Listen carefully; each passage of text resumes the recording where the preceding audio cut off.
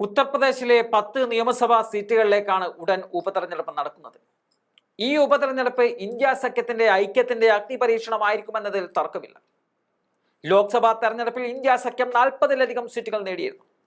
പാർലമെന്റിൽ BJPക്ക് ഒറ്റയ്ക്ക് ഭൂരിപക്ഷം നേടാനാകാത്തതിൽ ഒരു പ്രധാന ഘടകമായി മാറിയതും UPയിലെ സീറ്റുകൾ കുറഞ്ഞതാണ്. അതുകൊണ്ട് തന്നെ UPയിൽ BJPക്ക് മുഖം രക്ഷിക്കണം.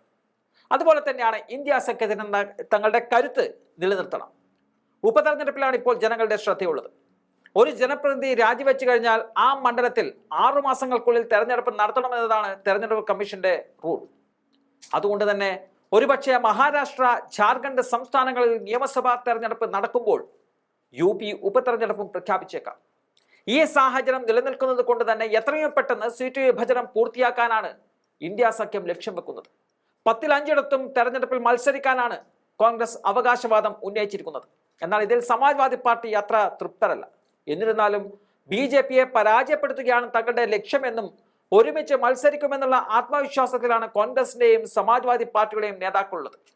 ആരിടങ്ങളിൽ മത്സരിക്കാനുള്ള നീക്കമാണ് സമാജ്വാദി പാർട്ടി നടത്തുന്നത്. കോൺഗ്രസിന് 2-3 സീറ്റുകളോ ബാക്കിയുള്ള സീറ്റുകൾ സഖ്യകക്ഷികൾക്ക് നൽകണമെന്നുള്ള നിലപാടാണ് അഖിലേഷ് യാദവിന്. എന്നാൽ നിയമസഭയിൽ കൂടുതൽ സാന്നിധ്യം ഉറപ്പാക്കുക എന്നുള്ള ലക്ഷ്യമാണ് കോൺഗ്രസിനുള്ളത്. എന്തായാലും അവസാന ഘട്ടത്തിൽ കോൺഗ്രസിന് വിട്ടുവീഴ്ച നടത്തേണ്ടി വരുമെന്നതിൽ തർക്കമില്ല. കാരണം സമാജ്വാദി പാർട്ടി ഇല്ലാതെ ഇപ്പോഴത്തെ സാഹചര്യത്തിൽ കോൺഗ്രസിന് UPയിൽ പിടിച്ചു നിൽക്കാൻ സാധിക്കില്ല എന്നത് ഉറപ്പാണ്. രാഹുൽ ഗാന്ധിയുടെ സാന്നിധ്യവും UPയിൽ ഇത്തവണ ഉണ്ട്.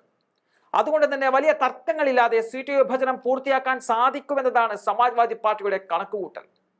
കോൺഗ്രസ് നേരത്തെ തന്നെ പ്രചരണ പരിപാടികൾ തുടങ്ങിക്കഴിഞ്ഞിട്ടുണ്ട്.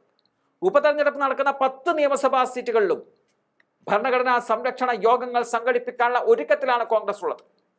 അലഹാബാദിലെ ഫുൽപൂർ, ഗാസിയാബാദ്, മിർസാപൂരിലെ മജ്വ, അലിഗഡിലെ ഖൈർ, മുസാഫർ നഗറിലെ മീരാപൂർ എന്നീ 5 നിയമസഭാ മണ്ഡലങ്ങളിൽ തെരഞ്ഞെടുപ്പിൽ മത്സരിക്കണം എന്നതാണ് കോൺഗ്രസിന്റെ അവകാശവാദം. ഇതിൽ ഫുൽപൂർ, ഗാസിയാബാദ്, മജ്വ എന്നീ 3 മണ്ഡലങ്ങളിലും സമാജ്വാദി പാർട്ടി മത്സരിച്ചു പരാജയപ്പെട്ടതാണ്. മറ്റ് 2 അതായത് ഖൈറിലും മീരാപൂരിലും കോൺഗ്രസ് ആണ് മത്സരിച്ചത്. എന്തായാലും അവസാന ഘട്ടത്തിൽ ചില വിട്ടുവീഴ്ചകൾ നടത്താൻ കോൺഗ്രസ് തയ്യാറായേക്കുമെന്നതാണ് ഇപ്പോൾ പുറത്തേക്ക് വരുന്ന സൂചനകൾ.